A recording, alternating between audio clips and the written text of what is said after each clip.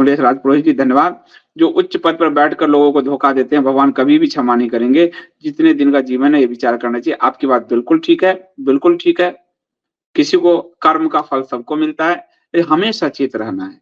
क्योंकि एक बात और कहेगी धर्म में, वो राजा के लिए, पर लोकतंत्र में राजा नहीं होता, प्राइम मिनिस्टर है। उनके पाप जनता पे फलित होते हैं, उनके पुण्य जनता पे फलित होते हैं। तो हम बच नहीं सकते। अगर हमने उन पाप को काटने की बातें की, जैसे हम कर रहे हैं हम लोग विरोध, तो हमारा वो पाप उनका हम पे असर नहीं करेगा, लेकिन जो साथ साथ चल रहे हैं वो पाप असर करेगा। और ये साफ मनुस्मृति से लेके सब जगह ये बात कही गई कि जो सत्ता के ऊपर बैठा होता, तब राजा शब्द है, उसका पाप जनता को भुगतना पड़ता है, उसका पुण्य जनता को भुगतना पड़ता है। और आप देखो, मुगलों के पाप हम सबको भुगतने पड़े, जिन्हों काट काट के तौले गए। आपने देखे ब्रिटिशर्स के पाप हम सबको भुगतने पड़े। महामारी, अकाल में पूरा पूरा बंगाल साफ हो गया। नेहरू गांधी के पाप हम सबको भुगतने पड़े, भारत का विभाजन हुआ। मोरारजी को बैठाने का पाप हम सबको भुगतने पड़े, और संख्यक आयोग बना, मंडल कमीशन बना, रॉ पूरा खत्म हो गया।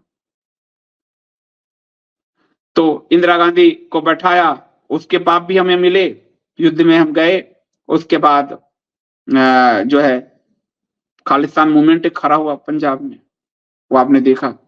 तो पाप और पुण्य दोनों जो शासक है उसका जनता को भुगतना पड़ता है। इस जनता को, आपको इनके दो कार्यकाल को देख लो, आपको दुर्भिक्ष और मतलब अफरा तफरी झेलना पड़ा। इनके पहले कार्यकाल में आपको 16 में नोटबंदी के कारण सड़कें वीरान हो गई, बिजनेस खत्म हो गए लोगों के। इनके दूसरे कार्यकाल में कोरोना की महामारी झेलनी पड़ी, सड़कें वीरान हो गई, बिजनेस खत्म हो गए, त्राही त्राही हो गई। इनके दोनों ही कार्यकाल में हमें भुगतना पड़ा है, त्रासदी भुगतनी पड़ी है। तीसरा कार्यकाल इससे बड़ी त्रासदी लाएगी। नोटबंदी से बड़ी त्रासदी लाया कोरोना, और कोरोना से बड़ी त्रासदी आगे आएगी इनके तीसरे कार्यकाल में, क्योंकि भुगतना तो हमें है, हम चुन रहे हैं। शास्त्र जो कहते हैं वो सही कहते हैं, बिल्कुल सही कहते हैं।